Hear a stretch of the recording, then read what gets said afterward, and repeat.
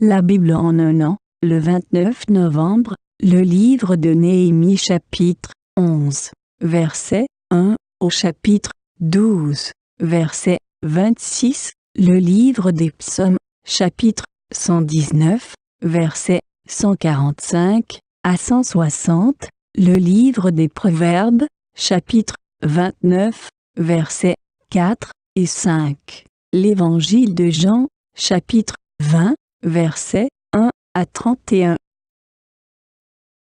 Le livre de Néhémie, chapitre 11. Les chefs du peuple se sont installés à Jérusalem, et le reste du peuple a désigné par tirage au sort un Israélite sur 10, afin qu'il vienne habiter Jérusalem, la ville sainte, tandis que les autres restaient dans leur ville. Le peuple a, de plus, béni tous ceux qui se portaient volontaires pour s'installer à Jérusalem. Voici les chefs de la province qui se sont installés à Jérusalem, alors que dans les villes de Juda, chacun habitait sa propriété, sa ville, qu'il s'agisse d'Israélites, de prêtres, de Lévites, de serviteurs du temple ou de descendants des serviteurs de Salomon, et qu'à Jérusalem s'établissaient aussi des Judéens et des Benjaminites.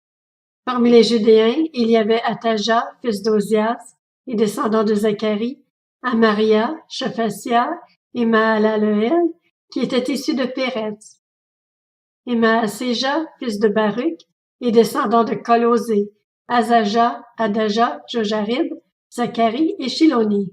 Nombre total de descendants de Péretz qui se sont installés à Jérusalem, 468 hommes vaillants. Voici les Benjaminites qui s'y sont installés. Salu, fils de Meshulam et descendant de Joëd, Pedaja, Kolaja, Maaséja, Itiel et Ésaïe, ainsi que, après lui, Gabaï et Salaï. Ils étaient 928. Joël, fils de Zikri, était leur commandant, et Judas, fils de Senua, était le chef adjoint de la ville. Parmi les prêtres, il y avait Jedaéja, fils de Jojarib, Jakin, Soraja, fils de Ikija, et descendant de Meshulam, Tsadok, Merajot et Akitub, qui étaient responsables de la maison de Dieu, et leurs frères chargés des travaux du temple. Ils étaient 822.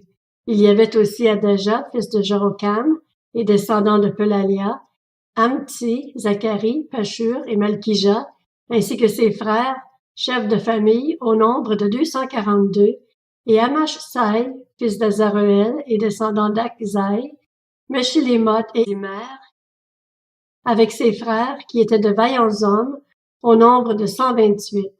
Zabdiel, fils de Gedolim, était leur commandant.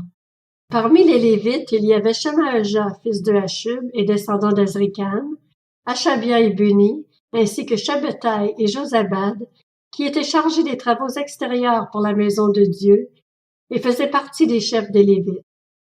Matania, fils de Miché, et descendant de Zabdi, et Asaph, qui était responsable d'ouvrir le moment de louange lors de la prière. Bakbukia, son adjoint, qui était un de ses frères, et Abda, fils de Shamua, et descendant de Galal, et Jédutun. Nombre total de Lévites présents dans la ville sainte, 284. Pour les portiers, il y avait Akub, Talmon et leurs frères gardiens des portes. Ils étaient 172. Le reste d'Israël, des prêtres et des Lévites, habitait dans toutes les villes de Juda, chacun dans sa propriété. Les serviteurs du temple étaient installés sur la colline de l'Ophel, et ils avaient pour chef Tika et Gishpa. Le commandant des Lévites à Jérusalem était Uzi, fils de Bani, et descendant de Achabia, Matania et Miché, qui faisaient partie des descendants d'Asaph, les musiciens en charge des activités de la maison de Dieu. En effet, il y avait un ordre du roi concernant les musiciens, et un accord fixait leur part journalière. Petakja, fils de Meshézabeel, qui était issu de Zérak, le fils de Juda, était délégué auprès du roi pour toutes les affaires relatives au peuple.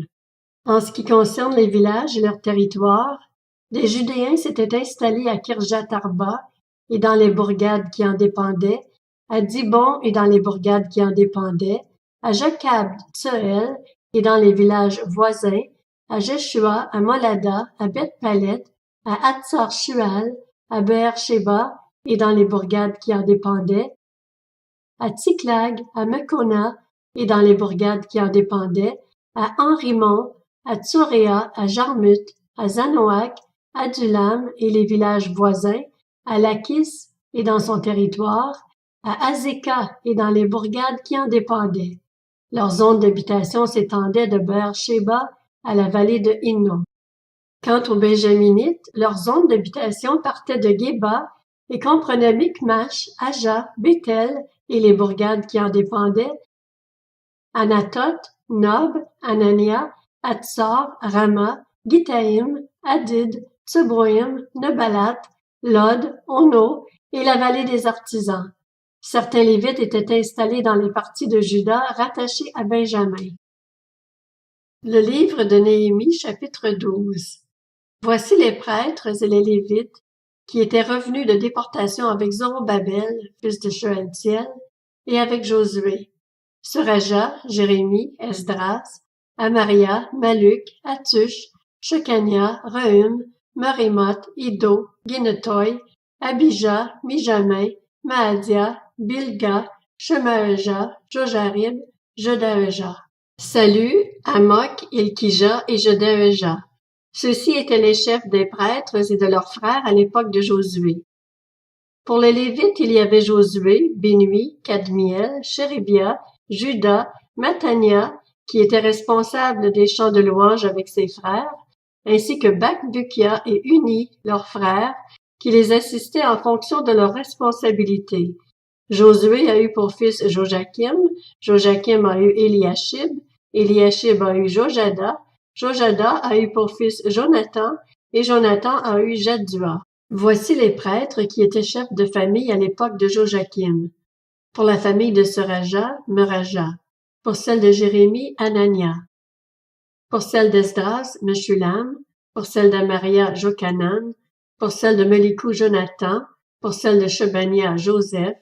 Pour celle de Harim, Adna. Pour celle de Merajot, Elkai. Pour celle d'Iddo, Zacharie. Pour celle de Gineton, Meshulam. Pour celle d'Abijah, Zikri. Pour celle de Benjamin et Moadia, Piltai. Pour celle de Bilga, Shamua. Pour celle de Shemaeja, Jonathan. Pour celle de Jojarib, Matnaï. Pour celle de Jodaeja, Uzi. Pour celle de Salai, Kalai. Pour celle d'Amok, Heber. Pour celle de Ilkija, Achabia. Pour celle de Jodaeja, Nathanaël. Sous le règne de Darius, le Perse, on a enregistré par écrit le nom des Lévites qui étaient chefs de famille à l'époque d'Eliashib, de Jojada, de Jochanan et de Jaddua, de même que celui des prêtres. Le nom des Lévites, chefs de famille, a été inscrit dans les annales jusqu'à l'époque de Jochanan, descendant d'Eliashib.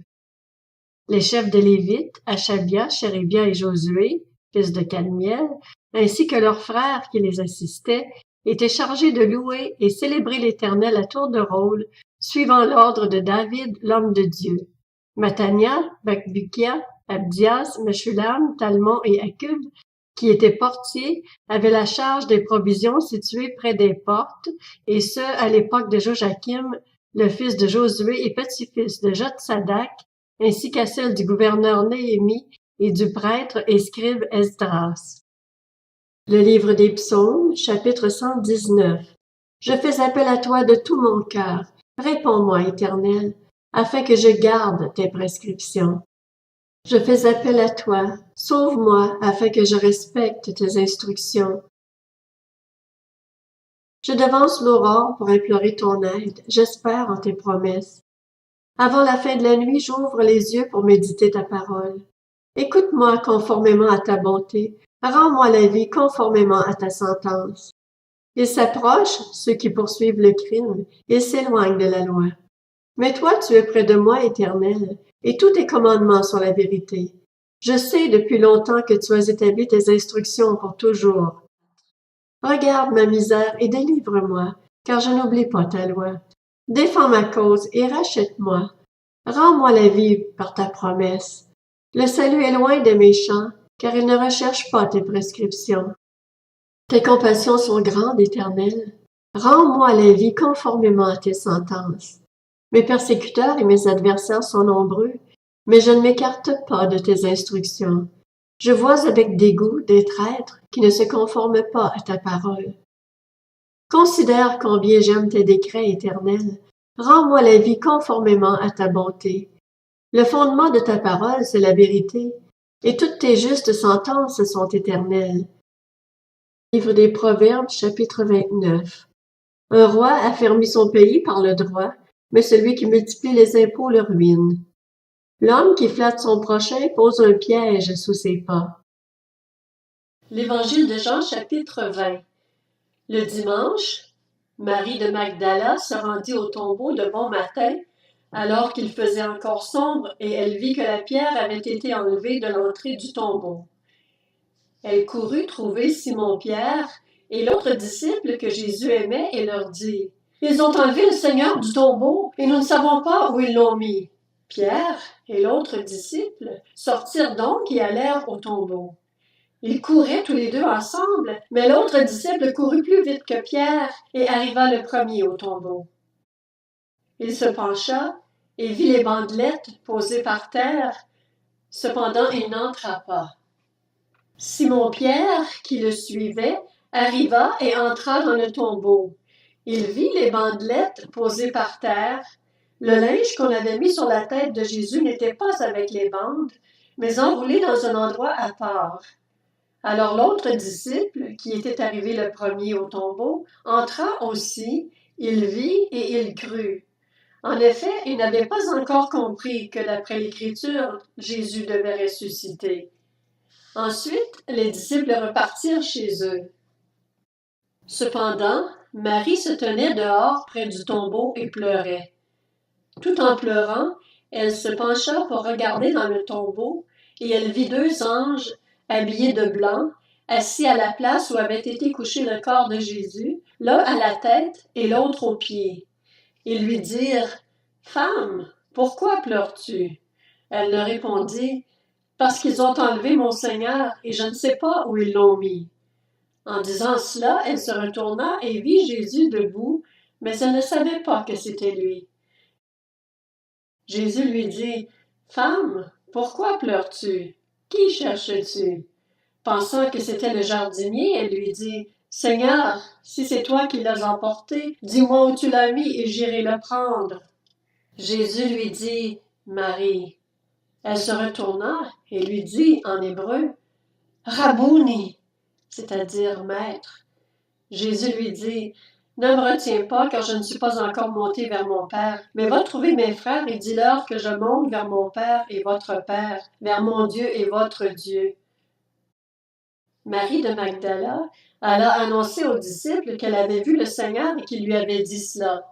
Le soir de ce même dimanche, les portes de la maison où les disciples se trouvaient rassemblés étaient fermées, car ils avaient peur des chefs juifs. Jésus vint alors se présenter au milieu d'eux et leur dit: « Que la paix soit avec vous. » Après avoir dit cela, il leur montra ses mains et son côté. Les disciples furent remplis de joie en voyant le Seigneur. Jésus leur dit de nouveau: « Que la paix soit avec vous. Tout comme le Père m'a envoyé, moi aussi je vous envoie. » Après ces paroles, il souffla sur eux et leur dit: « Recevez le Saint-Esprit. Ceux à qui vous pardonnerez les péchés, ils leur seront pardonnés. Ceux à qui vous les retiendrez, ils leur seront retenus. » Thomas, appelé Didyme, l'un des 12, n'était pas avec eux lorsque Jésus vint. Les autres disciples dirent donc: « Nous avons vu le Seigneur. » Mais il leur dit: « Si je ne vois pas dans ses mains la marque des clous, si je n'y mets pas mon doigt, et si je ne mets pas ma main dans son côté, je ne croirai pas. » 8 jours après, les disciples de Jésus étaient de nouveau dans la maison, et Thomas se trouvait avec eux. Jésus vint, alors que les portes étaient fermées, se tint au milieu d'eux et dit: « Que la paix soit avec vous. » Puis il dit à Thomas: « Avance ton doigt ici et regarde mes mains. Avance aussi ta main et mets-la dans mon côté.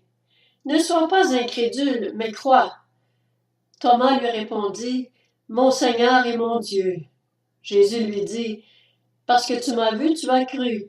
Heureux ceux qui n'ont pas vu et qui ont cru. » Jésus a accompli encore en présence de ses disciples, beaucoup d'autres signes qui ne sont pas décrits dans ce livre. Mais ceux-ci ont été décrits afin que vous croyiez que Jésus est le Messie, le Fils de Dieu, et qu'en croyant, vous ayez la vie en son nom.